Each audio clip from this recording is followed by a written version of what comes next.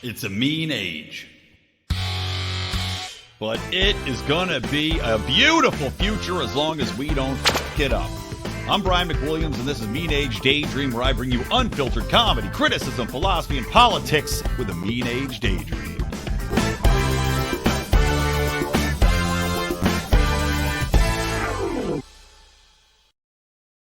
Welcome, everybody, to Mean Age Daydream. I am Brian McWilliams, and you are here with me, being a delightful audience as always. I want to tell you it is definitely going to be a little shorter episode. I have been laid out with, I don't even know. I've just been nonstop sick. I've had a 104-degree fever the last couple nights. Feeling a little better today, but if you're watching on video, you can see I'm a little worse for wear. I'm not looking great. Not that I ever look fantastic, but I mean, like, the bags under my eyes, the wrinkles under my eyes are brutal just from tossing and turning and sweating. I think there's more sweat in my bed sheets tonight than from any time I've had sex in my entire existence. So just FYI. But thank you for joining me, guys. And reminder, please join us at PorcFest. If you're going to be going to PorcFest upcoming in just a couple weeks now, actually next weekend, we will be there. John and I are going, flying the Lions of Liberty banner. We're going to be doing live shows there, so check the schedule. We are sharing some space with Free the People, with Matt and Terry Kibbe, doing some joint events, doing some happy hours. I'm doing a live reading of Do Nothing Man, my satirical libertarian superhero character. We're also doing a very fun Libertarians in Living Rooms Drinking Liquor event, where we're going to be reading excerpts from Queer Werewolves Destroy Capitalism. So if you're not into that, I don't know what to tell you. That's going to be a fun time. So please find us at PorcFest. We're at RV 101. Come say hi, have a drink, hang out. But regardless, you can still support the show, even if it's not in person, by going to Lions of Liberty's Pride, which is available on Patreon or on Locals, patreon.com/Lions of Liberty, or lionsofliberty.locals.com. Please do, guys. Please share the show. Please subscribe to the show. If you're on Rumble, if you're on YouTube, or just to the podcast, go subscribe. Promise you, you'll never regret it. Okay. So first things first, I was thinking about this in my delirium over the last few days because, as you know, many a Pride event took place over the weekends here. This being Pride Month, last weekend being the first weekend in Pride Month, there were all of the parades. And of course, the parades means that you're not just getting the local companies, the Raytheons of the world. Of course, Raytheon had a massive presence at the DC Pride Parade. And I'm sure anywhere Raytheon is based, because these have been co-opted. And of course, corporations, the CIA, the FBI, everything else has really co-opted the LGBTQ movement. But I digress. The larger point I was thinking about in all this was I'm looking at these gay pride parades. Now, I've been to a few of them. I have nothing against, nor have ever had anything against the gay community. And as I think I mentioned on the show previously, if you want to signify the biggest qualifier of my fondness for gay people in general, those who are not threatening to anything I'm trying to do with my life, or not trying to co-opt my capitalism or anything else, and whatever else that you want to say that this new movement is trying to do. Well, my gay cousin and his husband are literally next in line to take care of my kids should anything happen to me and my wife. That is a legally binding document. Love my cousin to death, and obviously trust in him greatly, because he's going to be taking my children if anything happens. So if anything does happen immediately after this, you know that he took me out. But that being said, these pride parades, right? I've been to a couple of them. The one I went to in Palm Springs one time a few years ago before I had my kids definitely had a large fetishistic aspect to it. And I remember it was off-putting at the time, because you go and you're like, okay, let's go see the Pride Parade. It'll be fun, you know. And I don't mind if people want to go out and dress up in feathers and all that, like the Mummers Parade in Philadelphia. A fantastic event, fantastic outfits and costumes. Great, go for it. I don't really care. It's fine. Celebrate Pride. Dressing up, being fanciful.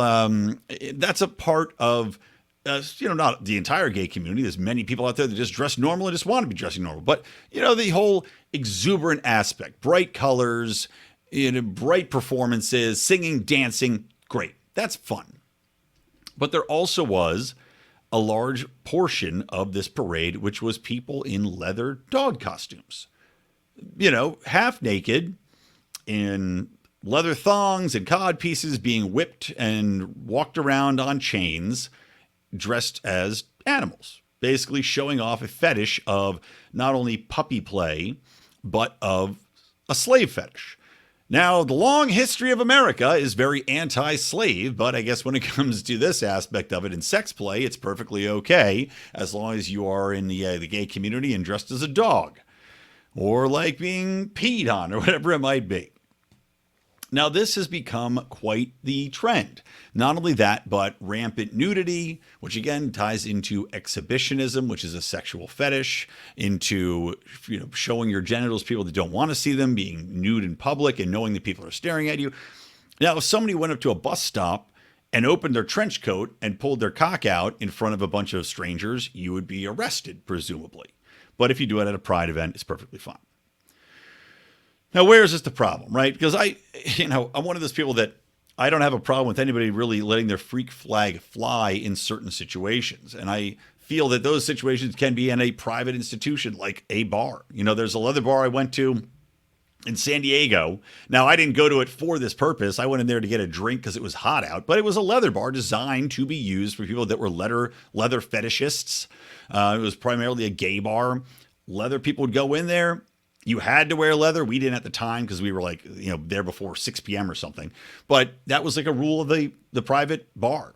You go in, they had giant crosses you could get strapped to and whipped, and they have sex clubs for adults, right? I don't have any problem with that whatsoever. Voluntary interaction between adults is what it is, and that should be fine. I don't give a shit. But these pride parades are really showcasing this. You can find 100 videos out there of people doing pretty egregious fetishistic acts on public streets in front of thousands of people, including children. And I know that voluntarily most of those people are there. But at the same time, you're talking about public streets where children can be walking around without knowing what's going on here. And so you might want to rein that in a little bit, I should say. But to a larger extent, the issue I have with this is not so much even that these things are occurring and people are voluntarily going to them, but what they signify. Because what I was thinking about is how the initial conception of the gay pride parade was to bring a humanity, bring a humanizing aspect, a normalizing aspect to that culture, to that community, to the straight world. It was to say, look, we're proud of who we are. We shouldn't have to hide this anymore. But look at us. We are your friends and neighbors. It was a reason to get people out in the street to say, look, I'm proud of being gay. I'm coming out here. This is, we're coming out. Look how many of there are of us, number one. Like, we have all these people. Look how many of us there are. We're proud of who we are. We shouldn't have to hide this anymore. It's fantastic. And to say, we're just like you. We have families. We have loved ones. We just want to exist. We want to exchange. We want to be in commerce. We want to partake in activities just like you. We just happen to want to have a relationship with a person of the same sex. But what it has become is, instead of an event that is normalizing to say, hey, people, we're just like you. You shouldn't treat us any different. Now, what it seems these have really become is exhibitions for sexual fetishes. And I'm not going to condemn the sexual fetishes on display here. People are into their kinks, right? If you like puppy play, if you like being led around on a chain and being whipped, that's fine for you to do in your own home. But when you say, we're going to bring that out in the public, we're going to try to normalize this, or normalize walking around as a man with fake tits, shaking them in people's faces, that's not going to work so much to try to normalize yourself to the quote unquote normal community. It seems like the activities that go on at pride events now are designed to ostracize. They're designed to push away and rub in the face of normies, let's say. And I'm not even saying that necessarily is just straight people, just normal people. But the end result, similar to what I was saying about trans activists being violent and aggressive in putting an imprint in the minds of people that are not, specifically on board with all of this, that these people do, number one, that these people represent the broader spectrum of trans, right? The violent trans activists are going to turn people against transsexuals as a movement because they are the public face. They are what's getting all the attention. To a similar extent, I feel that's what's happening now with all these pride events. I mean, for Christ's sake, at the White House, they had an event where a small number of influencers, always a great idea, Joe Biden, you jackass, invite a bunch of dipshit influencers to your fucking events. But influencers for the gay community were there, and one of these people just had her tits out flopping around on the White House lawn. It's not a great look. It's not a great look. But the thing is, like I'm saying, how do you go from, hey, we're just like you, we're friends and neighbors here, we want to be accepted, to, hey, fuck you? Because that's what most people who are not already on board with this, most people who are not just raving like, yes, I support this no matter what, I drink the Kool-Aid, that's what they're going to think. They're going to think that this is a massive fuck you to everything they stand for. That includes, religious people, and obviously we know that there are a lot of people in the gay community who are very anti-religious. I know there's a lot of gays out there that are very religious, by the way, but a lot of this community is very anti-religious because of the stance against gay marriage. The nuns of perpetual indulgence that caused such a big thing with the Dodgers being invited and disinvited. That, by the way, I think were just honored by, I don't know if it was the White House or some other public, I think it was in San Francisco, actually. They publicly, honored these people. But dressing up as nuns and then rubbing in the faces of Catholics that are doing all of these things that religion would never be a fan of. When you have these events specifically designed to shove in your face blatant sexual fetishes, you are not helping. You're not helping the cause in any fashion. And is going to have a backlash. And you're seeing that play out. The same thing with these drag shows where they're sexually performing in front of kids. And people on the left will somehow defend it and say, well, drag's not inherently sexual. Yes, it fucking is. Yes, it is. That's part of the fun of drag. Part of the fun of it is that it is sexual. It is dirty. It is burlesque, essentially, with men dressing up as women and performing burlesque acts and making bawdy jokes. And we have the videos showing that these people are, in fact, twerking and grinding in front of children. We have them putting dollar bills in their G-strings. These things are not helping. And honestly, the fact that they have become showcases and that the gay pride people have basically rolled over to the fetishists, to the exhibitionists, and said, this will be what these events are now. They will no longer be about community building and understanding, but instead will be all about the freak show, which is what, again, they have definitively become. I gotta stop saying again. I keep trying to do it. But definitively, they have become the freak show. The highlights of the gay pride parade for both people that are attending and for those that had a great dislike for what's going on is the freak show. You go to see people dressed up as dogs getting whipped. You go to see the leather daddies. You go to see the people getting naked. You go to see the weirdos with parrot thongs on over their dicks, shaking them in front of the kids. That's what people go to see now. And that is going to be a problem. I promise you. And it is surprising to me that some of these people don't realize what they're doing and the negative impact that these things can have, especially now, because before there wasn't social media where these videos were shared instantaneously and gratuitously like they are today. So even if you had a pride event that had some aspect of this, it wasn't going to be blown up as it is today and shared everywhere within 2 minutes of seeing this stuff. And now it is. And that stuff has legs well beyond the legs of what's going to be an example of happily married gays raising a fantastic family in your community. People got to think about that. All right, that was one thing. The next thing I want to talk about here is this California bill. This is just, when you talk about insanity, this is the height of insanity. And the psychopaths in California here. And I literally just, again, talking to my wife about whether or not we want to stay here or not. because every day California is pushing us farther towards getting out of here. But new California recently amended bill, AB 957, just passed California's assembly, but now it's passed on May 3rd. And the original one was basically focused on child custody and made it so that non-gender affirming parents in a custody battle would harm their ability to get custody of the kids. Now that's fucked up enough, in my opinion, but they made it even worse.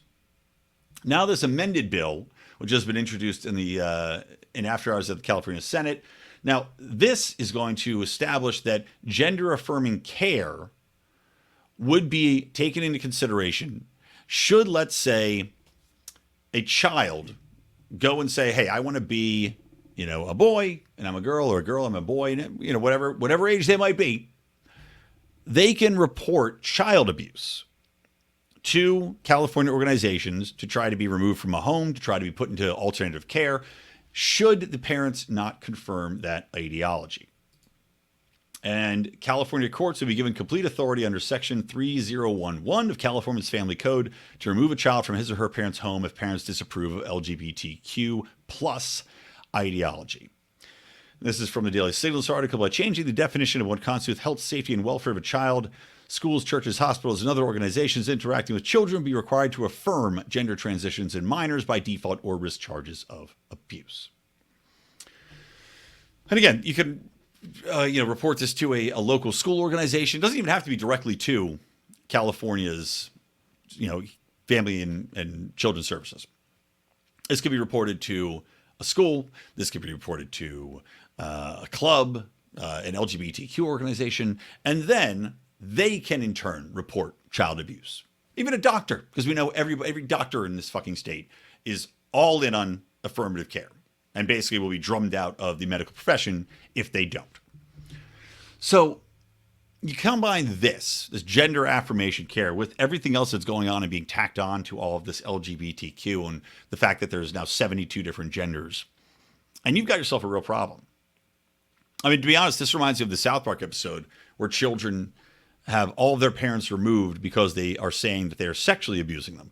Although this is far easier to claim because now you've got children that have been socially contagioned, right? Because we've seen the examples of this happen where you've got cliques of girls, more than boys, cliques of girls, where all of a sudden 5 out of 7 of them are now non-binary. They're now transgender. And we know all the reasons for this. I've talked about it on the show many, many times. The fact that it's instant victim status, the fact that you're overlooked and now you have a reason to get attention. I mean, I've called it the new goth. It's the best example I can think of, in that these kids are legitimately crying for attention, many of whom already have underlying issues like depression, maybe it's obesity problems, maybe it's body dysmorphia problems, maybe it's just basic gender dysphoria, maybe it's anxiety, a lot of them are autistic. So you've got all these underlying issues, and now you're being told by society and your teachers and your media that the easiest way to feel better and get your status, instantaneous quasi-celebrity status within the school, is by saying that you are a different gender and that your parents are evil monsters if they don't go along and confirm this. So what's going to happen? Well, especially since these kids are talking to all these other people in private, and we know that there's a lot of schools that flat out will not tell parents when this happens until well beyond. Well, these kids can say to anybody, well, my parents, I don't think my parents would be okay with this. Okay, well, if they say that to some, teacher, some counselor, I don't think my parents are going to be okay with this. That's why I don't want them to know. Okay, is now the teacher or counselor going to say, well, let me go and report this, and then you got to knock on your fucking door from social services threatening to take your kid away because of something you barely even knew about? And let's say you do know about it, but your kid is clearly going through some problems, and you say, I'm not going to go and put my kid on these hormones at age 14 or puberty blockers at age 14 because, frankly, I think it's dangerous for them, and I think that they should probably wait it out. Oh, okay, well, that's child abuse too, so now we're going to take your kid away from you. And then what happens? Oh, they go to foster care. That's great. A lot of the kids in foster care are already identified as transgender. And you know how they end up? 50% of actually more than 50% of California's penal population, the people in jail, came out of foster care. Good portion of the homeless population came out of foster care. Good portion of the people that are on the lower poverty spectrum came out of foster care. So the outcome's not great. But yet California thinks that by classifying, not affirming your kid's gender as child abuse, that we're somehow going to get better outcomes. This is just one more drop in the bucket of the absolutely psychotic transition that's happened within society and culture with very little oversight and very little examination outside of what's happening in the UK right now. The Tavistock clinic was shut down. Some of the papers that are finally coming out, like from Sweden, showing that the transgender population has the exact same, heightened, by the way, suicide rate for people that transition and didn't transition. So it doesn't seem like there's a big benefit to transitioning since those people keep killing themselves at the same rate because, shocker, they had underlying issues the whole time. And now California just continues to push this forward. There's got to be a breaking point with parents, right? You have to think that people cannot be brainwashed to this extent in a broader sense, that they understand the dangers that are happening here, especially with some of the now leaking news coverage, some of the Twitter conversations that are, thank God, happening, that they're going to say enough is enough. And I'm praying that this hasn't passed yet, by the way. This has been approved through the House, but not through the Senate, right? So it can still be stopped. Or maybe it's just approved through a committee, but not through the Senate. It can still be stopped. I pray to God it either is or there is going to be a massive uprising. And that's what I need to see. I know if this passes, I will be out protesting. Because it's gotten to a point of sickness where if you're threatening to take away your child because of what could very well be a very fleeting flirtation with gender ideology, we have reached a sickness in this society, especially in California, that's going to be hard to eradicate. Let's give a little bit downer of an episode today, guys. Too tired to make it funny. Maybe this last one we can make funny. Last couple. Real quick, by the way, Joe Biden and Burisma. I'm not going to go too much into detail on this. I'm not going to talk about the Trump indictment stuff at this point. Let's see what happens with that. Other people have talked about it. And at this point, I just want to see what comes out more as the process gets pushed forward. Kind of same thing with this Joe Biden Burisma stuff, right? There's a whistleblower or at least not whistleblower, Senator Chuck Grassley, had said that in a redacted FBI document, I'm starting to sweat now. I still have the sweats and the chills from this cold. In this redacted FBI document, that there was a executive Burisma who says he has on audio both Hunter and Joe Biden negotiating for a $5 million bribe from Burisma to get this deal done. If that's the case, that's it for Joe Biden. He's out. 100%. He's out. But again, it's to be determined if that actually happens, if they actually can get this, if the guy still has it, if it's legitimate. This FBI document is now several years old. Is there going to be pressure on this guy from Joe Biden as President Joe Biden to magically make this disappear? What exists in the background that can shut this guy up and make sure this audio recording never comes to light? And then what do you have? You have no real evidence other than one line in a document. So really, it's too early to see what's going to happen. I'm not going to go into a long diatribe wondering, but it certainly would be bad. Now, the thing that you could argue might speed this along is that Joe Biden has been falling over, has been doddering and just looking like a complete imbecilic jackass with no clue where he's going and absolute dementia over the past few weeks. And it just seems to be getting worse at an accelerating pace. To imagine him trying to take part in a live debate as 2024 comes up, to go campaigning, if he's even going to do anything like that, to do interviews, which of course he never answers questions and joked about it at the press dinner. But simply to imagine him having to do any of these things in his existing state does seem far-fetched. So potentially the Democrats can use this to take him out, which was my theory, if you'll remember, months ago, was that the media coverage around Hunter Biden's laptop accelerating meant that this was going to happen, and that some piece of shit like, for example, Gavin Newsom might get put into that spot now with Joe Biden forced to take a step back. They'll have to solve the Kamala Harris issue, though. I don't think they let her run. I think they find another reason as well to take her out. The problem is that's 2 scandals taking out your current existing presidential candidate and VP. So maybe Gavin Newsom's vice president, Kamala Harris is president, and Gavin Newsom just ends up doing most of the interviews.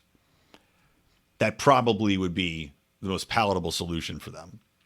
But you still have to get around the Kamala Harris problem. You still have to get around the Gavin Newsom problem, the homelessness. Again, this unbelievably aggressive transgender, we're going to steal your children from you bullshit that they're trying to push through in California. I mean, California is a weight around his neck, and he can't really run on anything. Even the economics you can't run on here because this state's got more advantages economically than anywhere, than almost any nation on earth. It's hard to fuck up, but Gavin Newsom's doing his damnedest. All right, last thing here, and we'll wrap it up. Ezra Miller. Somehow, to the shock of millions, including myself, Ezra Miller has been walking the red carpet for the new Flash premiere. Now, I don't blame DC for putting out the Flash movie. I think they should. It's one of the few things that people seem to be excited about, that seems to be getting good reviews. And, you know, they had to cancel Batwoman because it was such a flaming woke turd. And this film actually seems to be decent. And Ezra Miller is a good Fox. Is a good Flash.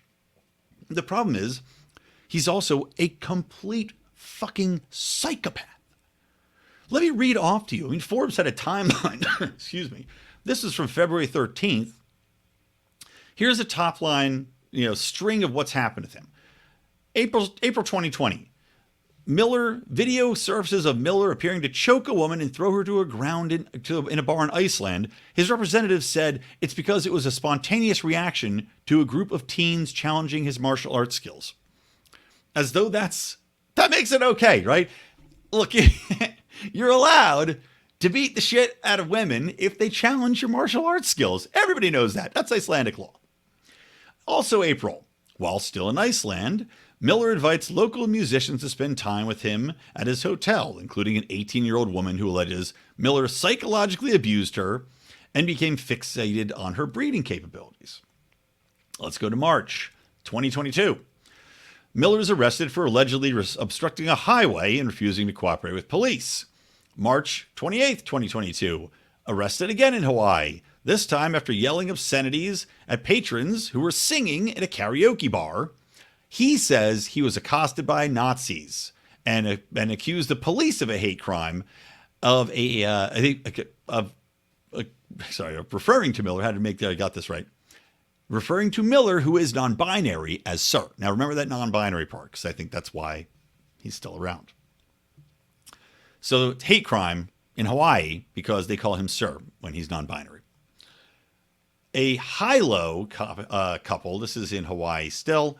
This is March 29th, by the way. The next day, files a restraining order saying that he burst into their bedroom, threatened to kill them, and stole a wallet and passport. April 19th, 2022. Miller's arrested for second-degree assault after allegedly throwing a chair that struck a woman in the head.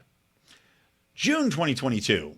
The parents of Dakota Iron Eyes, 18-year-old activist and member of the Sioux Nation tribe who has known Miller since she was 12, obtain a protective order against him for psychologically manipulating, physically intimidating, and endangering the safety and welfare of Dakota Iron Eyes. This is also where she apparently was with him for an extended period of time, and her parents had no idea where she was. Miller spoke of being a messiah who wanted to lead an indigenous revolution. June 10th, 2022. Mother and her 12-year-old granted a temporary harassment prevention order against Miller, who they allege showed up to their neighbor's house wearing a bulletproof vest and acted erratically and harassed the child by touching her hips. June 23rd. Rolling Stone reports Miller had been housing a woman and her 3 young children at their home in Vermont in an allegedly unsafe environment for children, including accessible guns and ammunition, heavy marijuana use, unlicensed marijuana cultivation.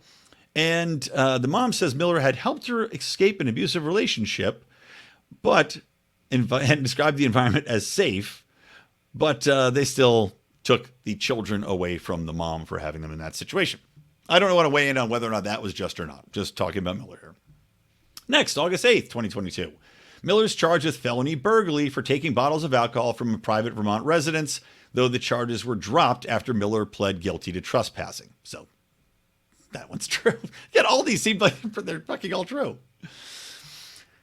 Oh, and then that pretty much wraps it up. So you've got somebody who is violent,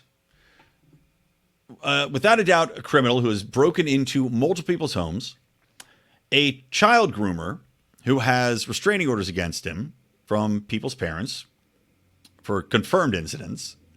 You have somebody who is clearly unstable because of the numerous arrests and incidents that he has had in public places. And again, video showing instances of him violently assaulting women.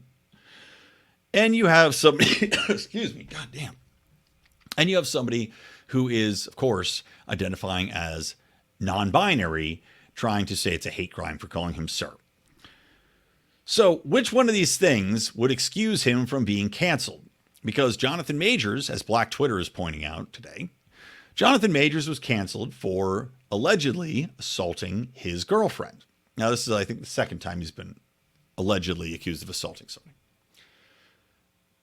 Johnny Depp was accused of allegedly assaulting Amber Heard, which, of course, has played out in court and exonerated Johnny Depp, because Amber Heard seems to be a completely lying, monstrous psychopath in her own right. But he was canceled. Is it odd that I noticed that Ezra Miller is the non-binary one of these people? And, of course, famously, you also had, what's his face? Seth Rogen's buddy. I'm just blanking on his name. There's in so many things.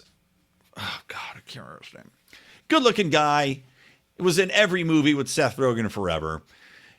And, of course, who Seth Rogen turned on because he's a cowardly piece of shit, who had been accused of using his power to sexually harass women. Let's not forget that many, many other actors have been canceled for similar circumstances, and none of them had broken into people's homes, had groomed and basically run away with little girls. None of them had assaulted women on camera. None of them had done any of these things, and yet Ezra Miller's still out there. What's the difference? Is it that Ezra Miller is non-binary? I'm going to say yes. Now, this is completely unsubstantiated. This is just my theory, but I'm going to say yes. I'm going to say that that non-binary token is his little suit of armor, and that he's being protected because of it.